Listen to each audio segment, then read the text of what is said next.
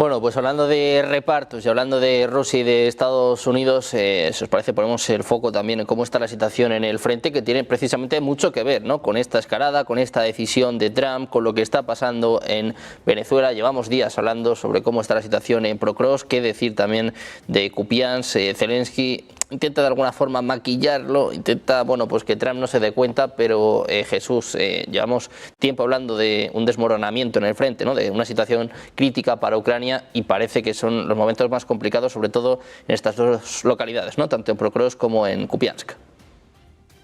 Sí, definitivamente, querido Sergio, vemos que este lugar, Pokrovsk, que es estratégico, que históricamente, bueno, por lo menos desde el año 2014 fue fortificado y es desde donde fue una región pivotal, desde donde el ejército ucraniano atacaba a las repúblicas de Donetsk y Lugansk, cadena de suministros, ahí es donde se fortalecía y militarmente estábamos bastante fuerte y por eso Rusia se ha tardado tanto, también hay que decirlo. Se habla de que incluso le ha costado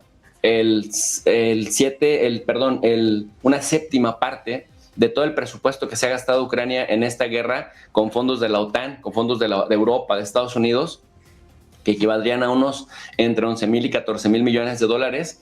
Y ahí es, digamos, en este momento donde se lleva a cabo hasta una tercera parte de todos los esfuerzos bélicos de todo el frente. De tal suerte, pues, que sí es un bastión bastante importante. Hay gente que dice, bueno, Rusia lleva meses ahí atascado. Claro, porque es un lugar estratégico que va a definir en gran medida lo que impacte en Kramatorsk y también en Sloviansk. Y con esto, bueno, es lo que impacte en toda la región de Donetsk y que podría entonces a Rusia darle argumentos materiales para poder pensar en la idea de la Novorosilla, es decir, no solo conformarse con los 4 oblasts que Rusia se ha anexado y que a través de un proceso legislativo interno ha declarado como suyos, Jersón, Zaporozhye, Lugansk y Donetsk, sino la Nueva Rosilla, que podría permitirle enfocarse también en Sumy, en Kharkov, en donde, por bien lo dices, Kupiansk, también parece que ya el 90% del territorio de Kupiansk ya es territorio ocupado por fuerzas rusas. Zelensky anunciaba en las últimas horas un contragolpe ucraniano muy efectivo, pero en realidad se habla de que este contragolpe ucraniano es para rescatar a las tropas ucranianas que quedaron encerradas en estas pinzas estratégicas que suele llevar a cabo Rusia. Entonces es más para recuperar a esas tropas que para recuperar la ciudad de Kupiansk, que materialmente es enviar a los soldados ucranianos a una muerte segura.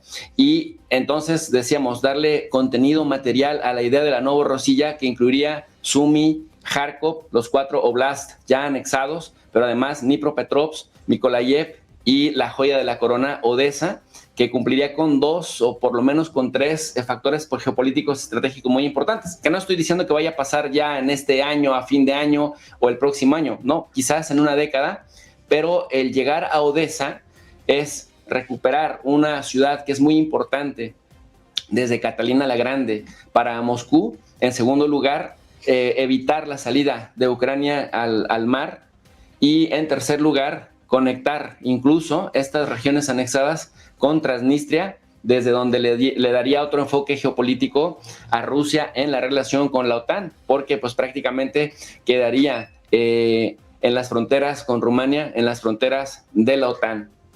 Por otro lado, también, Sergio, señalar que Pokrovsk es tan importante porque ahí en Pokrovsk Ucrania ha consumido buena parte de sus recursos humanos. Me llama mucho la atención que la prensa occidental, sobre todo muchas televisoras y medios de comunicación financiados y patrocinados por gobiernos europeos y estadounidenses, insisten una y otra vez que Rusia ha perdido bastantes recursos humanos, que Rusia pierde ahí 3-1. Se sabe generalmente que las incursiones de tropas foráneas cuando invaden un país sí tienen pérdidas enormes en términos humanos, pero de pronto el tapar el sol con un dedo y el que ahora, por ejemplo, tenemos la posibilidad que no teníamos hace 20 años, cuando la invasión de Afganistán o la invasión de Irak, que es ir viendo en tiempo real, de forma satelital, y no solamente por un medio, no solamente por una televisora, sino en tiempo real, ir viendo los avances vía satelital por 3, 4 o hasta 5 fuentes de distintas líneas editoriales de distintos países.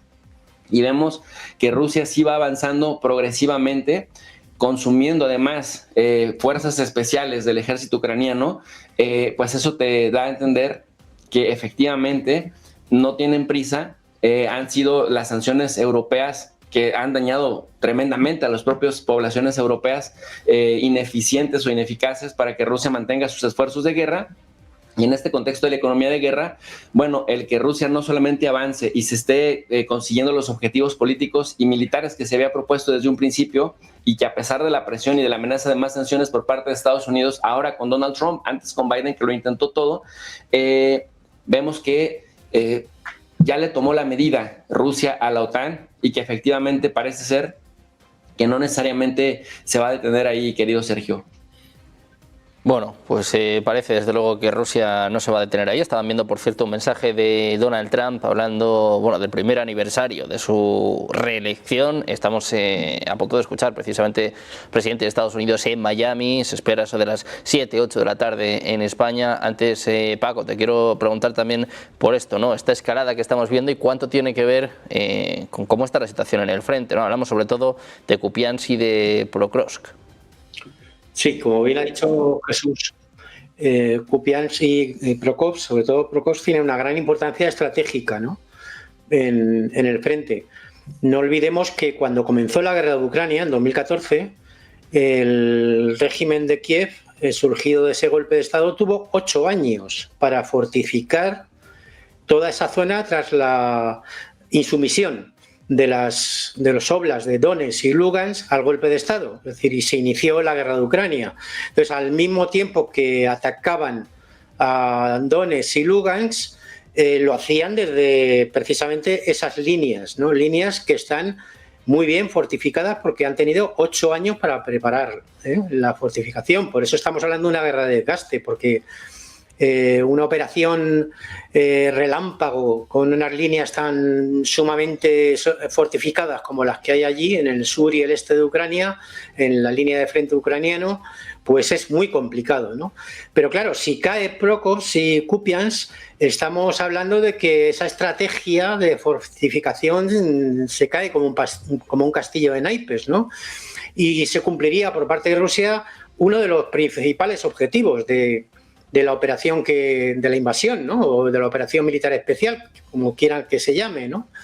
En 2022, que es asegurar la seguridad, valga la redundancia, de Donetsk y Lugansk, porque puesto que no olvidemos que desde esas fortificaciones lanzaban ataques de artillería contra los oblasts del sur de mayoría rusófona, ¿no? Actualmente ya integrados en la Federación de Rusia por decisión propia, ¿no? Y luego, claro, no olvidemos tampoco lo que se ha dicho antes, ¿no? Que estamos hablando de que si caen estas plazas tan importantes, Rusia puede consolidar sus posiciones e ir más allá. Ir más allá significa, bueno, pues avanzar hacia Kharkov y avanzar hacia el sur, o sea, en dirección sur, hacia Odessa. Y no olvidemos que tanto Kharkov como Odessa son poblaciones de mayoría rusófona. Es decir, yo estoy convencido de que la mayoría de la población en Kharkov y en Odessa es más prorrusa que pro-ucraniana. Estoy convencido. Y eso lo estamos viendo a diario, ¿no? Con y hay auténticas rebeliones populares en Odessa, ¿no? Contra que por cierto, eso tampoco sale en los telediarios, ¿no? Contra las unidades que se dedican a reclutar a gente para ir al frente, ¿no? Entonces, no son los que se nieguen, ¿no? Es que la gente está volcando las furgonetas y agrediendo a los elementos que reclutan a carne de cañón, ¿no? Para ir a esa zona de guerra perdida, ¿no? Y luego hay otro factor importante del que poco se habla, ¿no? Que en Pokrovsk y en Kupiansk, por su importancia estratégica, sobre todo en Pokrovsk, Ucrania tenía desplegadas allí unidades de élite, las mejores unidades del ejército ucraniano. Y claro, están siendo embolsadas. Y claro, se está viendo además tensiones entre el propio gobierno y el Estado Mayor ucraniano sobre una salida a esta situación, ¿no? De iniciar una retirada estratégica para salvar la vida de los que van a caer embolsados, o resistir hasta el final, hasta la muerte, ¿no? Algo parecido al dilema, ¿no?, que tenían en Stalingrado los alemanes, ¿no? Resistir hasta la última bala y el último hombre, ¿no?, como ordenó Hitler, y lo que hizo al final el comandante en jefe, el general von Paulus, ¿no?, del Sexto Ejército, que fue rendirse ante los soviéticos, ¿no?, para salvar la vida de sus hombres, ¿no? No olvidemos que ahí están unidades de élite importantes del ejército ucraniano. Y luego, por otra parte, hay una descomposición cada vez más evidente e interna del régimen ucraniano, también en el plano militar, en el sentido de que hay cifras, bueno, no sé hasta qué punto son ciertas o no, pero es que se habla de 200.000 desertores en el último año. Y eso es una debacle desde el punto de vista militar también, ¿no? Y luego, por otra parte, claro, ¿con qué moral de combate van las tropas ucranianas? Gran parte de las tropas ucranianas, si son prácticamente secuestrados por la calle, metidos en una furgoneta y obligados a ir al frente, ¿no? ¿Qué moral de combate, con qué moral de combate van a luchar, ¿no? Y efectivamente, si siguen en sus 13, sobre todo los dirigentes europeos, que son el principal apoyo del régimen de Kiev, en continuar la guerra, el planteamiento de la guerra como hasta ahora, pues las consecuencias van a ser para ellos cada vez peores, evidentemente. Bueno, pues un momento complicado para Ucrania, un momento difícil, un momento importante también para Europa. Carlos, quiero saber también tu opinión sobre lo que está pasando en el frente y lo que podría suponer una caída de Pokrovsk y de Kupiansk. Nos estaban avisando ahora, ¿no?, tanto Jesús como Paco, de que esto podría terminar en Kharkov o incluso en Odessa. Pues sí, comparto lo que se ha comentado en el sentido de que Pokrovsk es un nudo estratégico de comunicaciones fundamental y Ucrania es consciente que sí que hay Pokrovsk y Kupiansk, pues realmente el ejército ruso pues podría seguir a Kharkov e incluso más adelante a Odessa. Es verdad que hay mucha desinformación, como en todo en general, en el sentido de que desde hace tiempo pues ya se venía apuntando en la línea de que tanto Pokrovsk como Kupiansk, pues las fuerzas rusas pues estaban cerca de tomar estas posiciones. Si bien es cierto, como ha apuntado Paco, la vanguardia del ejército ucraniano pues probablemente esté situado en estas ciudades, en el sentido de que son conscientes que es que el colapso del frente ucraniano pues puede venir por la toma de estas dos ciudades, y esa guerra de desgaste, como he dicho en alguna ocasión, que una de sus características es el avance lento pero sostenido, pues es un poco lo que se está dando en este momento. Occidente está intentando por todos los medios aguantar ese frente de ucraniano, que no colapse, porque esto llevaría ya a una derrota estratégica por parte de Ucrania, ¿no? Por lo tanto, vemos que todos los esfuerzos están centrados en evitar la toma de estas dos ciudades. De ahí que mis alumnos en el máster me preguntan en alguna ocasión que ya hace meses he estado escuchando